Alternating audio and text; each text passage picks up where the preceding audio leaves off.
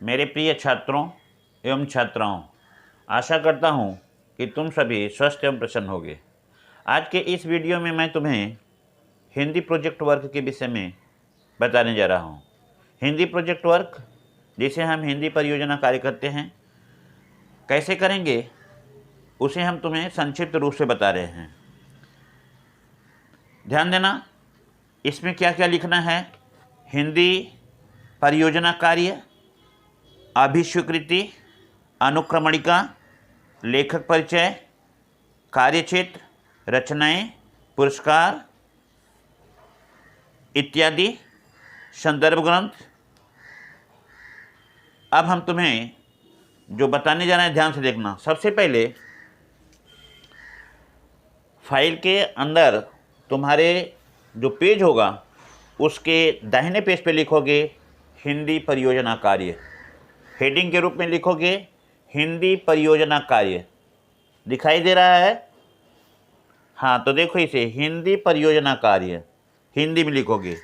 इसके बाद फिर तुम आओगे दूसरे पेज पे लिखोगे। ध्यान देना, यहाँ पे लिखा हुआ है हिंदी परियोजना कार्य का विवरण। परियोजना कार्य का विवरण। परियोजना कार्य के विवरण में क्या लिखोगे? छात्र, छात्रा का नाम, लड़का है या लड़की। अगर लड़के हो तो तुम छात्र लिखोगे, अगर लड़कियां हैं तो वह छात्रा लिखेंगे। ये नहीं कि दोनों लिखेंगे। तो छात्र या छात्रा का नाम। कक्षा, अपना कक्षा 10 लिखोगे। वर्ग, सेक्शन जो तुम्हारा है, साइंस है, कॉमर्स है या आर्ट्स है, यहाँ पे लिखोगे। क्रमांक मतलब रोल नंबर। उसके बाद है तुम्हारा पंजीयन संख्या, जिसे हम रजिस्ट्रेशन नंबर कहते हैं। सभी बच्चों को पंजीयन संख्या अपना मालूम है, यहाँ पे भरेंगे। विषय, विषय में लिखोगे हिंदी, हिंदी परियोजना कार्य। सत्र, सत्र तुम्हारा माने ईयर्स है 2020-21। नीचे उसके लिखोगे परियोजना कार्य का शीर्षक बड़े घर की बेटी। परियोजना कार्य का शीर्षक क्या है तुम्हारा? बड़े घर की बेटी। ध्यान देना, यहाँ पे मैं तुम्हें 2 ठो दिया हूँ, एक हिंदी साहित्य से बड़े घर की बेटी और दूसरा हम तुम्हें दिए हैं हिंदी ग्रामर से। वह हिंदी ग्रामर का क्या है तुमको बता दे रहे हैं। हिंदी ग्रामर में है तुम्हारा टॉपिक, एक निबंध है। निबंध में लिखना है तुम्हें वर्तमान युग में मोबाइल फ़ोन आज जीवन की आवश्यकता बन गया है। इस विषय पर अपने विचार स्पष्ट कीजिए और यह भी बताइए कि यह सुविधा के साथ साथ मुसीबत किस प्रकार बन जाता है। यह 2 टॉपिक है तुम्हारा, जो है बड़े घर की बेटी और निबंध। तो ध्यान देना, अब तुम 2 नंबर में लिख लिए हो। पहला लिखे हो हिंदी परियोजना कार्य, दूसरा लिखे हो परियोजना कार्य का विवरण। अब तीसरा नंबर है तुम्हारा, जो है जो तुम्हें बताने जा रहा हूँ, वह है अभिस्वीकृति। अभिस्वीकृति को अंग्रेजी में कहते हैं एक्नॉलेजमेंट। यहाँ पे लिखा हुआ है एक्नॉलेजमेंट। एक्नॉलेजमेंट में क्या लिखेंगे मैं तुम्हें पढ़ करके सुना रहा हूँ, तुमको भी यही लिखना है क्योंकि मैं लिख करके तुमको दे रहा हूँ इसको। तो ध्यान देना, मैं अपने अध्यापक अध्यापिका का सहृदय धन्यवाद करना चाहता हूँ जिन्होंने मुझे यह शिक्षाप्रद हिंदी परियोजना बनाने का अवसर प्रदान किया है। इस परियोजना से मुझे संयुक्त परिवार में रहने वाली स्त्रियों के दयनीय तथा उन पर होने वाले अत्याचार के विषय में जानकारी मिली। साथ ही साथ यह भी पता चलता है कि संयुक्त परिवार में उन्हें प्रतिदिन किसी न किसी प्रकार का अपमान सहन करना पड़ता है। यदि वह उसका प्रतिकार करती हैं तो उन्हें कोपभाजन का शिकार बनना पड़ता है। इतना लिख करके यहाँ अपना छात्र या छात्रा का हस्ताक्षर लिखा हुआ है, तुम यहाँ पे अपना नाम लिखोगे। तो यह हुआ तुम्हारा 3 नंबर, जिसे हम अभिस्वीकृति कहते हैं। सभी दाहिने पेज पे लिखोगे और सिंगल पेज पे लिखोगे। अब यह नहीं कि अभिस्वीकृति एक्नॉलेजमेंट लिखे उसके नीचे सूचकांक लिख दिए, तो इसलिए तुम्हें मैं बता रहा हूँ, सब दाहिने पेज पे लिखो कि सिंगल पेज पे होगा। अब इसके बाद चौथा नंबर आता है तुम्हारा, यहाँ पे देखोगे सूचकांक। सूचकांक का मतलब होता है इंडेक्स या कंटेंट। अब यहाँ पे तुम्हें दो चीज लिखना है। क्या लिखना है? पहला है हिंदी साहित्य का, लिखोगे यहाँ पे, तो इस तरह से 4 ठो कॉलम बनाओगे। पहले पे लिखोगे क्रम संख्या, दूसरे पे लिखोगे विषय वस्तु, तीसरे पे लिखोगे पृष्ठ संख्या, और चौथे लाइन में लिखोगे हस्ताक्षर। यह हस्ताक्षर तुम्हारा टीचर का होगा। इसे छोड़ दोगे, ऐसे ही छोड़ दोगे, सर अपना चेक करेंगे, साइन करेंगे इसमें। तो पहला है क्रम संख्या 1 में बड़े घर की बेटी। बड़े घर की बेटी में लिखना क्या है तुम्हें? लेखक परिचय, लेखक का जीवन परिचय, लेखक की भाषा शैली, लेखक की रचनाएं, कहानी का उद्देश्य, शीर्षक की सार्थकता और बड़े घर की बेटी पाठ का सारांश। इतना तुमको लिटरेचर के अंतर्गत लिखना पड़ेगा। ये 5 नंबर में देखोगे ध्यान से, इंट्रोडक्शन या प्रस्तावना। इसे हिंदी में भूमिका भी करते हैं। तुम यहाँ पे प्रस्तावना, इंट्रोडक्शन लिखोगे। इंट्रोडक्शन में क्या लिखते हैं हम तुम्हें बता दे रहे हैं। लिखे हैं, मुंशी प्रेमचंद द्वारा लिखित बड़े घर की बेटी एक संयुक्त परिवार की कहानी है। इस कहानी में यह चित्रित किया गया है कि संयुक्त परिवार में महिलाओं की स्थिति अत्यंत दयनीय होती है। उन्हें दिन प्रतिदिन कठिनाइयों का तथा अपने अपमान का सामना करना पड़ता है। यही नहीं, यदि वह उनका प्रतिकार करती हैं तो उन्हें उनका कोपभाजन बनना पड़ता है। प्रस्तुत कहानी में लेखक ने यह भी बताया है कि कहानी की प्रमुख नायिका ने जब अपने देवर की धृष्टता का प्रतिकार करती है तो उसके ससुर पहले उसके अंतर्गत दोष ही दोष निकालते हैं और उसके पति से उसकी शिकायत करते हैं, और कहानी के अंत में वही ससुर उसकी प्रशंसा भी करते हैं। कहानी के माध्यम से प्रेमचंद जी ने यह स्पष्ट करने की कोशिश की है कि संयुक्त परिवार में स्नेह एवं सामंजस्य बनाए रखने में बड़े घर की वधुओं की अहम भूमिका होती है।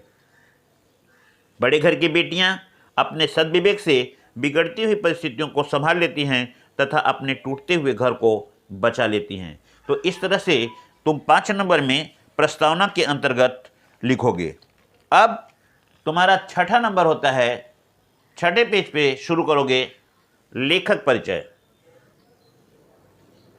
ध्यान देना, यहाँ पे लिखेंगे लेखक परिचय, फिर नीचे लिखेंगे लेखक का जीवन परिचय। लेखक के परिचय में क्या मैं लिखा हूँ ध्यान देना। कहानी बड़े घर की बेटी के लेखक प्रसिद्ध साहित्यकार एवं उपन्यास के सम्राट मुंशी प्रेमचंद जी हैं, जिनका संक्षिप्त जीवन परिचय नीचे दिया गया है। नीचे मैंने क्या लिखा? प्रेमचंद का जीवन परिचय। प्रेमचंद का जीवन परिचय लिखने के बाद तुम उनकी रचनाएं लिखोगे।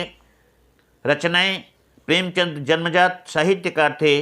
उन्होंने विद्यार्थी जीवन से ही लिखना आरंभ कर दिया था तथा जीवन भर लिखते रहे। उन्हें आधुनिक कथा साहित्य का जनक तथा कलम का सिपाही कहा जाता है। उनकी रचनाएं निम्नलिखित हैं। उनकी क्या क्या रचनाएं हैं यहाँ सामने देखो। जैसे पहला मैंने दिया उपन्यास। उपन्यास में सेवा सदन, वरदान, रंगभूमि, निर्मला, गवन तथा गोदान। कहानी में लिखे हैं सप्तसुमन, सप्तसरोज, प्रेरणा, कफन, मानसरोवर आदि। नाटक में देखो संग्राम, करबला, प्रेम की बेदी, रूठी रानी तथा चंद्रहार। निबंध, कुछ विचार, साहित्य का उद्देश्य। जीवन चरित्र में लिखे हैं कलम, तलवार और त्याग। संपादन कार्य में है इनका माधुरी, मर्यादा, हंस, जागरण, आज़ाद कथा, चांदी की डिबिया, अहंकार, हड़ताल इत्यादि। भाषा शैली, प्रेमचंद की भाषा कैसी है यहाँ पे लिखा हुआ है। प्रेमचंद जी ने अपने साहित्य का लेखन बड़े सहज और सरल ढंग से किया है। इनकी रचना में उर्दू भाषा, या कह सकते हो कि उर्दू भाषा से आरंभ किया है। उनकी भाषा सरल है, सहज है, पात्र के अनुकूल है तथा विषय के अनुकूल है। उन्होंने मुख्यतः विचारात्मक, भावात्मक, वर्णनात्मक तथा विवेचनात्मक शैली का प्रयोग किया है। तो इस तरह से यह तुम्हारा लेखक परिचय में हो जाएगा।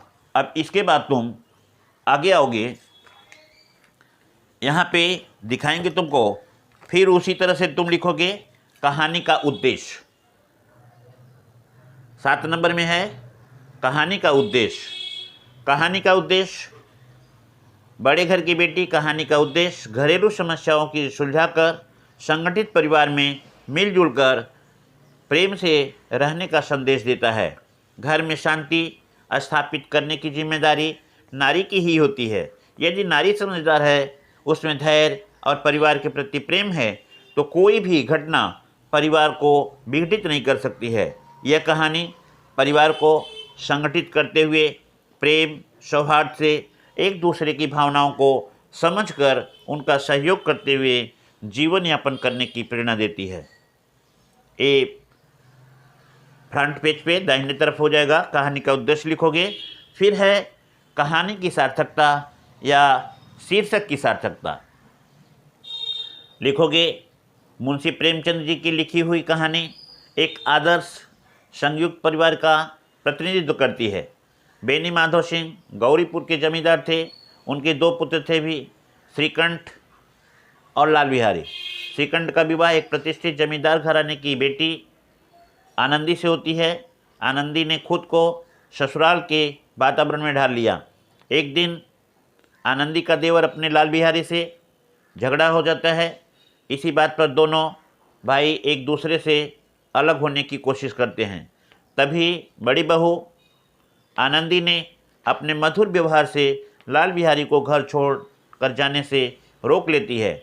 इस पर बेनी माधव ने कहा कि बड़े घर की बेटी ऐसी ही होती है जो बिगड़ा हुआ काम बना लेती है। गांव के जितने भी लोग ने इस बात को सुना, वे सभी आनंदी की तारीफ किए और कहते रहे बड़े घर की बेटियां ऐसी ही होती है। अतः शीर्षक सार्थक है, बड़े घर की बेटी आनंदी है। तो समझ में आया होगा, यह कहानी में शीर्षक की सार्थकता है। अब हम इसके बाद जो अंक तुमको दे रहे हैं, यह है बड़े घर की बेटी कहानी का सारांश। तो इसे तुम दाहिने पेज से फिर शुरू करोगे।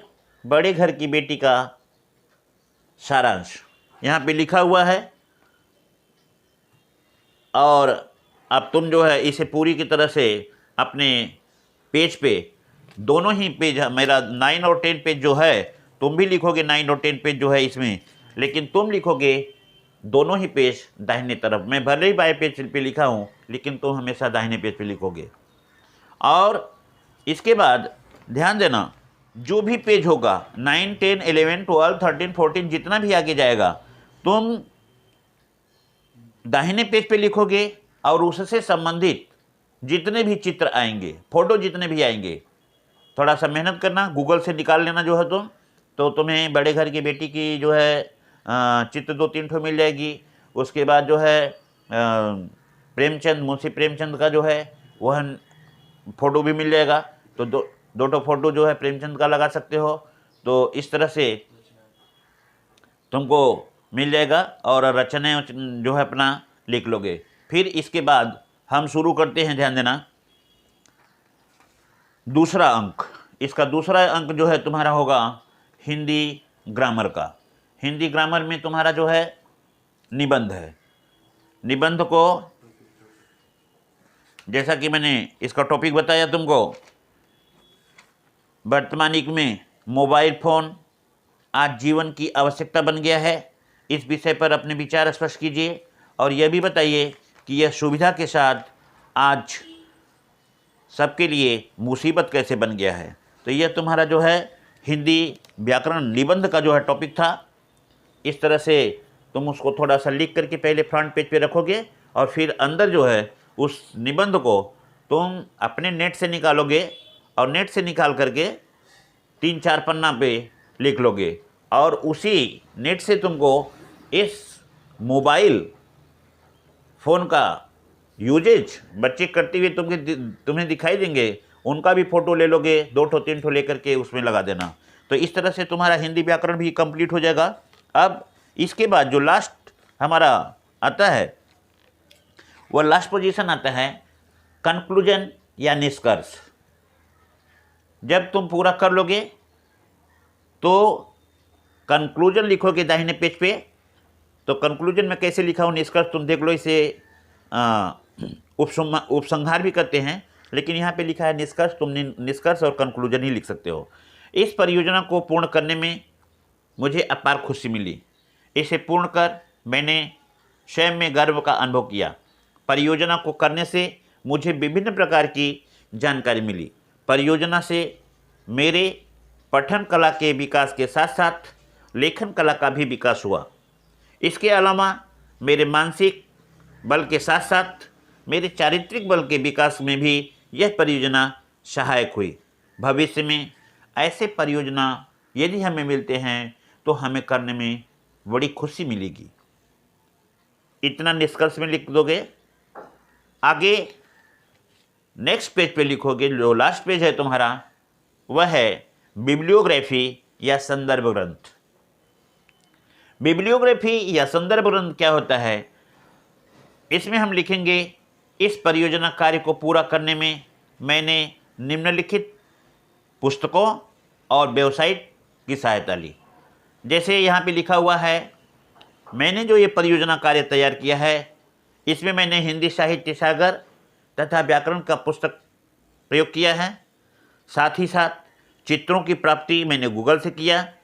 और तीसरा लिखेंगे, अन्य जानकारी हमें विकिपीडिया से मिला है। तो इस तरह से हमारा यह परियोजना कार्य पूरा होगा। और सुंदर ढंग से, थोड़ा लिखने का ढंग सुंदर होना चाहिए तुम्हारा। एक मुख्य रूप से मैं बात बताने जा रहा हूं तुम्हें कि लिखने के बाद जब तुम पूरा लिख लोगे तो एक चीज़ मैंने तुमको इसके बीच में 3 नंबर पे बताया था, सूचकांक या इंडेक्स लिखने के लिए बोले थे। जब तुम लिख लेना तो सभी पेज पे अपना नंबर डाल देना और उन नंबरों को उस सूचकांक में, जहां तुम लिखोगे बड़े घर की बेटी, रचनाएं, कहानी का उद्देश्य, कहानी की सार्थकता, उन पे पेज अपना तुम डालते जाओगे कि किस पेज पे कौन सा चीज़ तुम लिखे हो। इस तरह से तुम सजा करके उसको अच्छे ढंग से बना लोगे। उसके बाद मैंने तुम्हें बताया कि निबंध को जो तुमको लेना है तो वह तुम इंटरनेट से अगर ले लोगे तो तुमको काफ़ी बड़ा मिल जाएगा। अगर चाहोगे तो तुमको बहुत बड़ा मिल जाएगा, लेकिन फिर भी मैं तुमको बोलूँगा कि तुम कम से कम 3 पेज के लगभग लिखोगे। 2.5 से लेकर के 3-4 पेज तक लिख दोगे, तुम्हारा काफ़ी हो जाएगा। क्योंकि और ग्रामर में तुमको कुछ नहीं करना है, और उसका जो है उसमें से फ़ोटो भी निकाल लोगे, दोनों लगा दोगे। और इस तरह से मैंने लास्ट में जो तुम्हें बताया, समझाया था, बड़े घर की बेटी का भी चित्र निकालोगे, मुंशी प्रेमचंद का निकालोगे। 4-5 फोटो अगर उधर हो जाता है, 3-4 फोटो तुम्हारा मोबाइल का हो जाता है, तो इस तरह से तुम्हारा काम पूरा हो जाएगा और तुम जो है अच्छे ढंग से कर लोगे। मैं इसे तुम्हें PDF में डाल दूंगा, तुम उससे ले लेना और लिख लेना। लेकिन ध्यान देना, सावधानीपूर्वक लिखना, गलती नहीं होना चाहिए, क्योंकि जो चेक करेंगे वह उस पर तुम्हारा जो है रिमार्क करेंगे। यदि तुम्हारा अच्छा रहेगा तो तुम्हें 20 में 20 नंबर मिलेगा। तो इसी के साथ मैं अपना यहाँ पे प्रोजेक्ट वर्क का ज्ञापन तुमको यहीं पे समाप्त करता हूँ। धन्यवाद।